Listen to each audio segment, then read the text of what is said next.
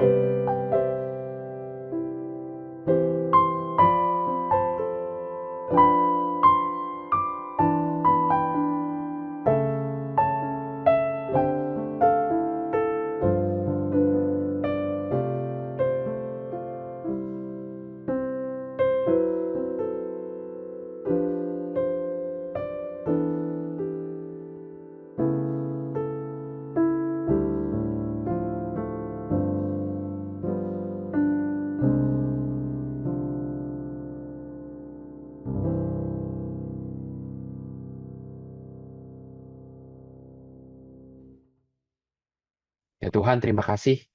Hari ini kami menyerahkan malam ini ke dalam tangan-Mu.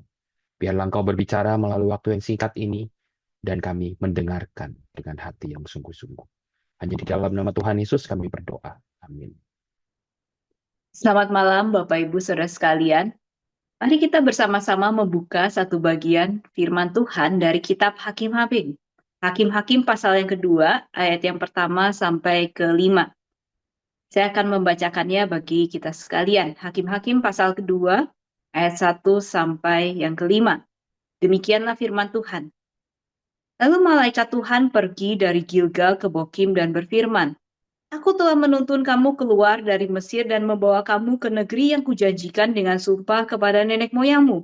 Aku telah berfirman, aku tidak akan membatalkan perjanjianku dengan kamu untuk selama-lamanya. Tetapi kamu janganlah mengikat perjanjian dengan penduduk negeri ini. Mezbah mereka haruslah kamu robohkan, tetapi kamu tidak mendengarkan suaraku. Mengapa kamu berbuat demikian? Sebab itu aku berfirman lagi, aku tidak akan menghalau orang-orang itu dari hadapanmu, sehingga mereka akan menjadi musuhmu dan ilah-ilah mereka akan menjadi jerat bagimu. Setelah malaikat Tuhan mengucapkan firman itu kepada seluruh orang Israel, menangislah bangsa itu dengan suara nyaring. Itulah sebabnya tempat itu dinamai Bokim, dan di sana mereka mempersembahkan kurban kepada Tuhan. Demikian jauh Bapak Ibu pembacaan firman Tuhan. Nah, Bapak Ibu, di akhir tahun 2025 yang lalu, ada sebuah isu atau percakapan di media sosial yang menarik perhatian saya. Sebenarnya isu ini bukan pertama kalinya saya temukan, tetapi di akhir tahun 2025 kemarin tersebut, isu itu kembali muncul pada momen film Avatar yang ketiga diputar di bioskop. Jadi percakapan itu dimulai dari postingan seorang momfluencer atau seorang mama-mama influencer ya yang biasanya postingannya berurusan dengan perihal menjadi orang tua dan lain sebagainya. Nah, jadi momfluencer ini pergi menonton Avatar yang ketiga tersebut bersama dengan suaminya berdua saja. Nah, lalu ternyata pada saat dia menonton, ia mendapati di tengah-tengah film tersebut kok ada suara-suara berisik di tengah film, di tengah ruangan bioskop tersebut. Ternyata ada orang lain, orang tua lain yang menonton film tersebut, yang membawa anaknya yang masih berusia sangat muda, mungkin usia pra SD perkiraannya, ikut nonton film Avatar. Lalu influencer itu di dalam postingannya mengeluhkan hal tersebut. Intinya begini, mengapa sih orang tua ngotot membawa anaknya yang berusia masih sangat muda, anak pra SD, balita, begitu nonton di bioskop? Selain filmnya tidak sesuai sebagai tontonan anak usia tersebut, tentu saja anak usia muda itu belum bisa duduk diam dalam waktu yang lama, sehingga akhirnya mengganggu penonton lainnya. Nah, dari situ tentu saja muncul berbagai komen di postingan tersebut. Banyak yang setuju dengan pendapat dari influencer tersebut. Namun baik di dalam komen-komen yang saya baca maupun dari orang yang saya kenal, saya pernah juga mendengar alasan sebaliknya, yaitu mengapa sebagai orang tua mereka ngotot tetap membawa anaknya yang berusia muda pra SD biasanya untuk nonton di bioskop. Nah, Bapak Ibu alasannya sederhana. Apa boleh buat? Tidak ada pilihan. Karena tidak ada yang bisa dititipin anaknya daripada orang tuanya tidak bisa nonton, jadi dibawalah anaknya. Sekali lagi Bapak Ibu, alasannya sederhana. Apa boleh buat? Tidak bisa ditinggal, jadi dibawa saja. Mau nonton apapun filmnya, pokoknya anaknya dibawa ke bioskop. Nah Bapak Ibu, waktu saya membaca dan juga mendengar alasan itu, sejujurnya di dalam hati saya bertanya seperti ini. Jadi sebenarnya memang tidak ada pilihan atau orang tuanya yang tidak rela untuk tidak nonton. Kalau memang tidak bisa menitipkan anaknya, kan bisa orang tua memilih untuk tidak menonton di bioskop atau tidak menonton film-film tertentu di bioskop sampai anaknya cukup dewasa, bukan? Jadi kalau begitu pertanyaannya, sebenarnya tidak bisa atau tidak mau? Nah, Bapak Ibu terlepas dari apapun pendapat saya tentang apakah anak kecil boleh nonton di bioskop atau tidak, isu ini membuat saya berpikir seperti ini. Di dalam banyak pilihan yang diperhadapkan kepada kita di dalam hidup ini, sesungguhnya persoalan yang sebenarnya seringkali bukan soal bisa atau tidak bisa, tetapi mau atau tidak mau. Bukan tidak bisa terus lanjut bekerja di perusahaan tertentu, tapi tidak mau sulit berurusan dengan orang tertentu. Bukan tidak bisa menyelesaikan persoalan tertentu, tetapi tidak mau karena takut menghadapi masa lalu. Bukannya tidak bisa terus melayani, tetapi tidak mau, tidak nyaman, tidak mau melepas hal-hal tertentu. Jadi Bapak Ibu, di dalam banyak pilihan yang diperhadapkan kepada kita di dalam kehidupan ini, seringkali sebenarnya persoalannya bukan soal tidak bisa, tetapi tidak mau. Nah, itu jugalah yang menjadi persoalan bangsa Israel dan juga yang menjadi awal kejatuhan bangsa Israel di dalam masa hakim-hakim yang tadi kita baca. Nah, Bapak Ibu, kalau kita membaca kitab Yosua yang mendahului kitab ini, sebenarnya kitab Yosua itu ditutup dengan sebuah nada yang sebenarnya cukup positif. Bangsa Israel mengalami kemenangan demi kemenangan di dalam memasuki tanah Kanaan. Tuhan menyertai bangsa Israel sedemikian rupa dan memberikan keberhasilan kepada Israel. Jadi seharusnya hakim-hakim satu ini menjadi babak akhir dari kemenangan Israel dan menjadi babak baru yang positif bagi kehidupan Israel di tanah perjanjian yang diberikan Tuhan itu. Namun Bapak Ibu, yang kita dapati justru sebaliknya. Di dalam Hakim-Hakim pasal 1 kita justru menyaksikan bagaimana suku demi suku Israel gagal untuk menguasai tanah tersebut secara menyeluruh. Nah, Bapak Ibu, sebagian dari mereka memang berhasil masuk dan meninggali tanah tersebut, tetapi mereka tidak berhasil menyingkirkan penduduk Kanaan yang ada. Berulang kali kalau kita melihat di pasal 1 diulangi demikian. Suku A tidak menghalau penduduk setempat, suku B tidak menghalau penduduk setempat, dan demikian seterusnya. Nah, Bapak Ibu, sekilas kalau kita membaca, kita mungkin berpikir bahwa mungkin itu karena hal tersebut terlalu sulit untuk dilakukan. Misalnya kalau kita melihat di pasal 1 ayat 19 dikatakan bahwa suku Yehuda tidak dapat menghalau penduduk di lembah karena penduduk tersebut mempunyai kereta-kereta besi. Tapi Bapak Ibu, benarkah Israel gagal karena menghalau penduduk Kanaan itu terlalu sulit untuk mereka lakukan? Bapak Ibu, kalau kita membaca Hakim-Hakim pasal 2 jelaslah bahwa kegagalan Israel itu bukanlah karena mereka tidak bisa, tetapi karena mereka tidak mau. Hal ini jelas ketika kita membaca bagaimana Tuhan menegur bangsa Israel. Di dalam ayat 1 sampai 2 dikatakan demikian, Tuhan menegur Israel, "Aku telah menuntun kamu keluar dari Mesir. Aku dan membawa kamu ke negeri yang kujanjikan dengan mensumpah kepada nenek moyangmu. Aku telah berfirman, aku tidak akan membatalkan perjanjianku dengan kamu untuk selama-lamanya. Tetapi kamu janganlah mengikat perjanjian dengan penduduk negeri ini. Mezbah mereka haruslah kamu robohkan." Perhatikan, tetapi kamu tidak mendengarkan suaraku. Mengapa kamu berbuat demikian? Nah, Bapak Ibu, kalau kita membaca teguran Tuhan ini menarik sekali. Tuhan itu memulai dengan mengingatkan mereka akan apa yang telah Tuhan lakukan bagi mereka. Aku telah membebaskan kamu dari Mesir. Aku telah menuntun kamu berpuluh-puluh tahun di padang gurun. Aku telah menjaga kamu sedemikian rupa. Aku telah memberikan kemenangan demi kemenangan yang mustahil sekalipun kepadamu. Jadi jelas sekali Bapak Ibu dari sini. Dan kalau kita melihat juga janji Tuhan pada masa Musa dan Yosua, sebenarnya kemenangan di Kanaan itu adalah sesuatu yang sudah pasti Israel bisa dapatkan. Tidak peduli sesulit apapun, karena Tuhan ada bersama mereka. Tuhan yang sama yang telah membebaskan mereka dari Mesir. Tuhan yang sama yang telah memelihara mereka. Tuhan yang sama yang telah memberikan keberhasilan kepada mereka. Tidak ada yang terlalu sulit bagi Tuhan Allah Israel. Asalkan Israel mau taat. Jangan ikat perjanjian dengan penduduk negeri ini. Hancurkan mezbah dan ilah-ilah yang mereka sembah. Jangan tinggal bersama-sama dengan mereka. Itu saja yang perlu Israel lakukan. Tapi apa Bapak Ibu? Tetapi kata Tuhan, kamu tidak mendengarkan suaraku. Nah, di dalam perjanjian lama, frasa mendengarkan suara Tuhan itu identik dengan menaati perintah Tuhan. Jadi teguran Tuhan itu jelas sekali bagi bangsa Israel. Tetapi kamu tidak menaati perintahku. Bahkan Tuhan tekankan, mengapa kamu berbuat demikian? Jadi jelas sekali dengan kalimat ini Tuhan mau mengatakan kamu secara intensional berbuat demikian. Secara intensional kamu tidak menaati perintah yang kuberikan. Nah, saudara, menarik sekali. Kalau kita membaca Hakim-Hakim pasal 1 dengan cermat, apakah memang Israel itu memberontak terhadap Tuhan? Apakah Israel sama sekali menolak untuk taat kepada Tuhan? Sebenarnya tidak demikian, saudara. Kalau kita mencermati bagian tersebut, kita akan melihat bahwa sebenarnya sebagian besar suku Israel itu taat maju berperang sebagaimana diperintahkan Tuhan.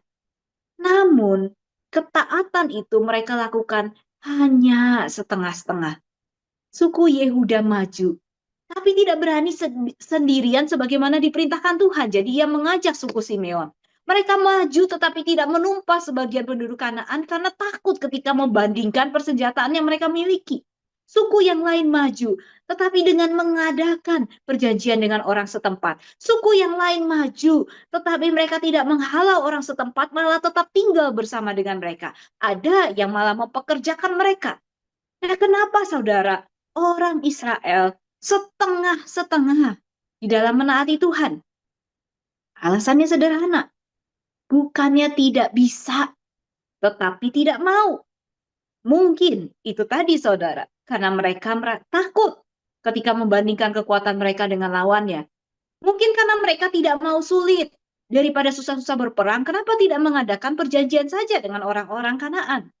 Mungkin karena mereka tidak mau rugi. Daripada mereka habiskan semuanya, mengapa mereka tidak manfaatkan saja penduduk Kanaan? Jadi saudara, Israel memang tidak terang-terangan melawan Tuhan. Mereka menaati Tuhan, tetapi hanya sebatas yang masuk akal mereka, hanya sebatas yang sesuai hitung-hitungan mereka, hanya sebatas yang aman, nyaman bagi mereka. Hanya sejauh mereka tidak perlu membayar harga yang tidak mau mereka bayar. Mereka taat kepada Tuhan, tetapi dengan setengah hati.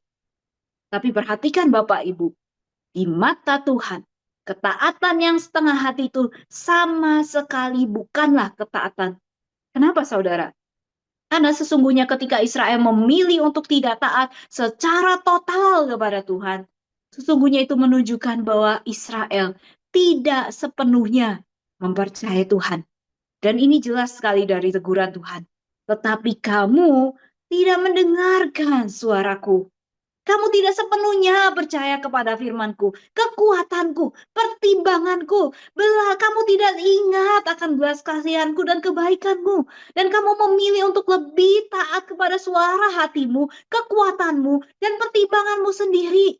Dan sesungguhnya Bapak Ibu, bukankah itu dosa yang sama juga yang menjebak Adam dan Hawa ketika mereka memilih untuk tidak mengindahkan suara Tuhan dan memilih untuk mendengar suara si iblis, mengikuti suara hati mereka, pertimbangan mereka sendiri, ketimbang mendengar dan percaya kepada suara Tuhan. Bapak Ibu, bukankah itu sesungguhnya adalah dosa? Dan itu, Bapak Ibu, adalah awal dari kejatuhan bangsa Israel di dalam masa hakim-hakim ini. Bapak Ibu, mari kita juga memeriksa diri kita masing-masing. Mari kita memeriksa pilihan-pilihan yang baru-baru ini kita buat. Atau pilihan-pilihan yang mungkin sedang diperhadapkan kepada kita pada saat ini. Sebenarnya ketika kita memilih A, benarkah itu karena kita tidak bisa B? Atau kita tidak mau pilihan yang B? Misalnya, sebenarnya ketika kita memilih untuk resign atau berhenti dari pekerjaan tertentu, benarkah karena kita sudah tidak bisa lagi mengerjakan apa-apa di sana? Atau sebenarnya karena kita tidak mau? Mungkin karena gajinya tidak memenuhi kebutuhan lifestyle kita, mungkin karena kita tidak mau pusing berhadapan dengan orang tertentu, mungkin karena kita merasa tidak dihargai di sana. Ketika kita memilih untuk tidak mau lagi melayani di bidang atau tempat pelayanan tertentu, benarkah itu karena kita sudah tidak bisa lagi bertumbuh, tidak bisa lagi menjadi berkat di sana, atau karena Tuhan memanggil kita ke tempat yang lain? Atau sebenarnya itu karena kita tidak mau, tidak mau terus diremehkan, tidak mau harus susah, tidak mau harus terus menyangkal diri dan memikul salib di tempat ini? Ketika kita memilih untuk meninggalkan atau tidak mau lagi berurusan dengan orang tertentu, benarkah itu karena kita tidak bisa mengampuni dia, atau kita tidak mau berhadapan dengan luka yang terbuka yang menyakitkan itu? Ketika kita memilih untuk tetap hidup di dalam suatu kebiasaan dosa yang destruktif, benarkah itu karena kita tidak bisa keluar dari dosa itu, atau karena kita tidak mau? Nah, Bapak Ibu, sama seperti teguran yang diberikan Tuhan kepada Israel. Tidakkah kita ingat apa yang telah Tuhan kerjakan di dalam hidup kita? Kalau kita ingat siapa Tuhan dan apa yang telah dikerjakannya bagi hidup kita, apalagi yang kita mau katakan untuk berdalih, untuk mengatakan bahwa aku tidak bisa, Tuhan.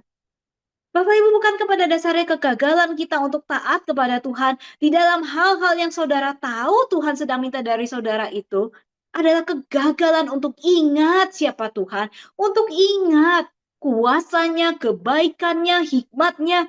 Kita lupa belas kasihannya, kita lupa kebaikannya, kita lupa bahwa Dia adalah Tuhan yang tidak pernah salah. Kita lupa bagaimana kita telah diampuni, dikasihani olehnya.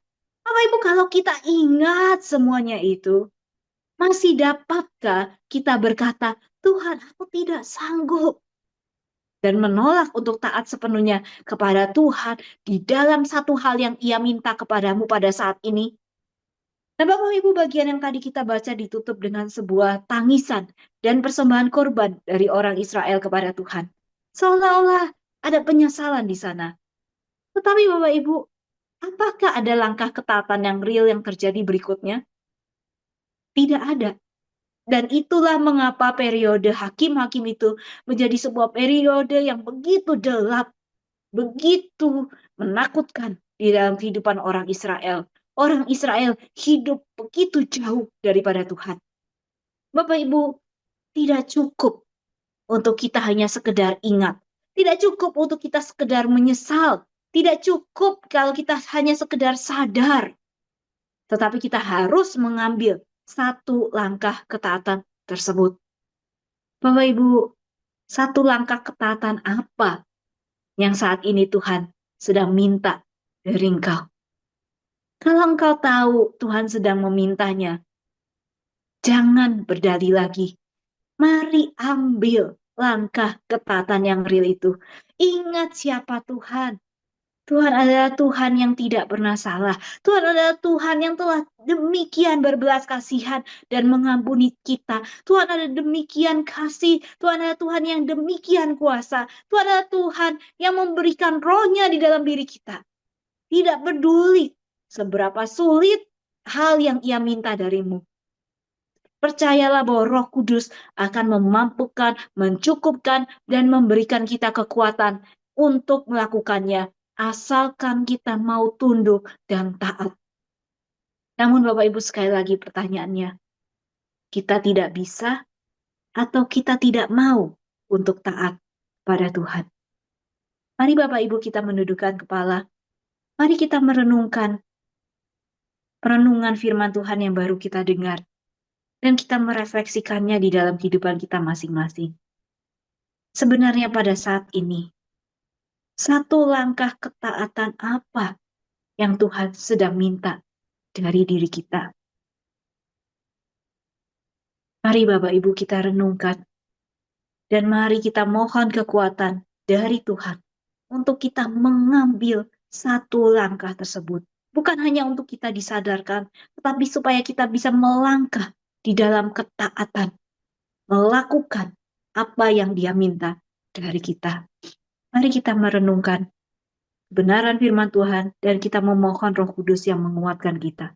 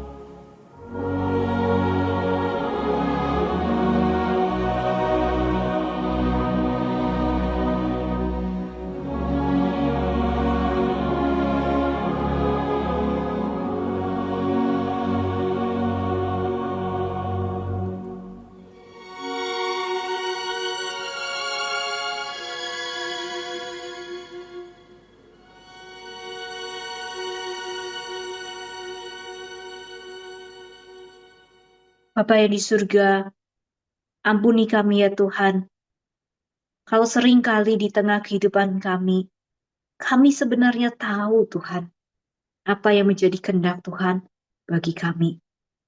Seringkali kami sadar ya Tuhan, bahwa sesuatu yang sulit inilah yang Engkau mau untuk kami lakukan. Karena sesungguhnya di dalam kami melakukannya, kami dibawa untuk lebih mengenal Tuhan, untuk lebih bersandar kepada Tuhan, untuk lebih percaya dan bergantung kepada Tuhan di dalam kehidupan kami ini. Tetapi kami seringkali menolak untuk melakukannya. Kami tidak mau Tuhan karena sulit untuk kami keluar dari kenyamanan kami. Kami tidak mau melakukannya karena itu berarti kami harus berhadapan dengan luka-luka, dengan hal-hal, dengan orang-orang yang sulit untuk kami hadapi. Tuhan ampuni kami ya Tuhan, kalau kami seringkali mengatakan tidak bisa, tetapi sebenarnya di dalam hati kami tidak mau untuk sepenuhnya taat kepada kehendak Tuhan. Tuhan Engkau mengenal kami. Tuhan saat ini Engkau tahu pergumulan kami masing-masing. Kau tahu hal apa yang saat ini sebenarnya Kau minta daripada kami.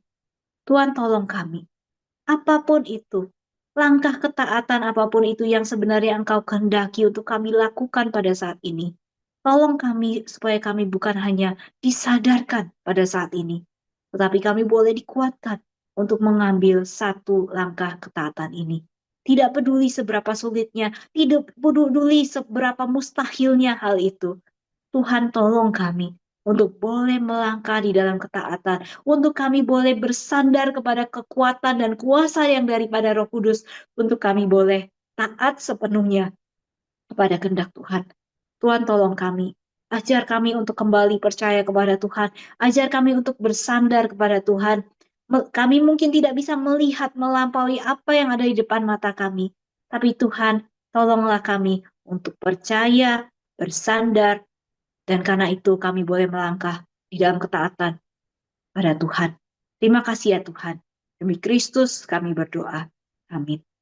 Bapak Ibu, pelayanan Oase adalah pelayanan mingguan. Silakan mengikuti Oase melalui YouTube. Bapak Ibu bisa subscribe YouTube channel SMC untuk mendapatkan reminder setiap minggu malam. Demikian pelayanan Oase pada malam ini. Mari kita mengenal Allah lebih dekat hari ini dibandingkan hari kemarin. Tuhan Yesus memberkati. The Lord bless you and keep you. Make His face shine upon you and be gracious to you.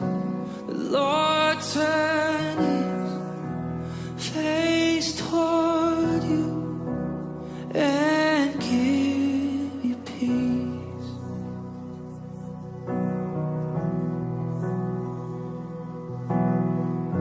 The Lord bless you and keep you. Make His face shine upon you and be gracious to you.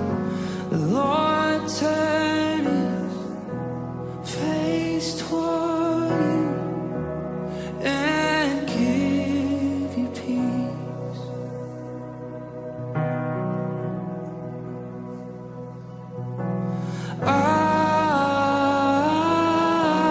Amen. Amen. Amen. Amen. Amen.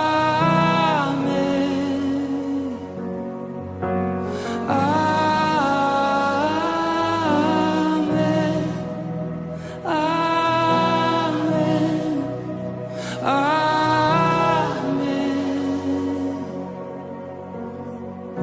The Lord bless you and keep you. Make His face shine upon you and be gracious to you. The Lord turn His face toward you and give you peace. Yes, we receive, we agree. Amen.